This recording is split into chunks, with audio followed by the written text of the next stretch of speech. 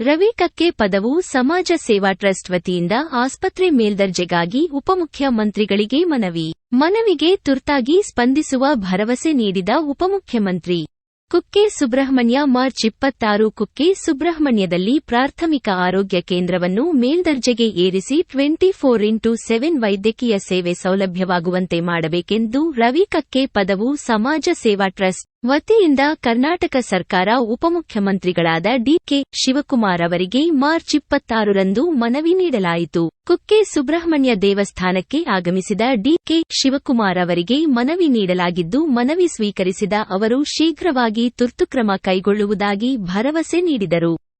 ರಾಜ್ಯದ ನಂಬರ್ 1 ದೇವಸ್ಥಾನ ಆಗಿದ್ದರೂ ಈ ಭಾಗದಲ್ಲಿ ಸರಿಯಾದ ತುರ್ತು ಚಿಕಿತ್ಸೆಗೆ ವ್ಯವಸ್ಥೆ ಇಲ್ಲ. ಇಲ್ಲಿರುವ ಪ್ರಾಥಮಿಕ ಆರೋಗ್ಯ ಕೇಂದ್ರದಲ್ಲಿ ಸರಿಯಾದ ವ್ಯವಸ್ಥೆ ಹಾಗೂ ಸಿಬ್ಬಂದಿಗಳ ಕೊರತೆಯಿಂದ ತುರ್ತು ಚಿಕಿತ್ಸೆ ಸಿಗದೆ ಹಲವಾರು ಜನ ಪ್ರಾಣ ಕಳೆದುಕೊಳ್ಳುವಂತಾಗಿದೆ ಎಂಬ ವಿಷಯವನ್ನು ಡಿಸಿಎಂ ಗಮನಕ್ಕೆ ತರಲಾಯಿತು. ರವಿ ಕಕ್ಕೆ ಪದವು ಸಮಾಜ ಸೇವಾ ಟ್ರಸ್ಟ್ನ ಸಂಸ್ಥಾಪಕರಾದ ಡಾ. ರವಿ ಕಕ್ಕೆ ಪದವು ಜಿಲ್ಲಾ ಪಂಚಾಯತ್ ಸದಸ್ಯರು ಸರಸ್ವತಿ ಕಾಮತ್, ಪದಾಧಿಕಾರಿಗಳು ಹಾಗೂ ಟ್ರಸ್ಟ್ನ ಸದಸ್ಯರು ಉಪಸ್ಥಿತರಿದ್ದು ಮನವಿ ನೀಡಲಾಯಿತು.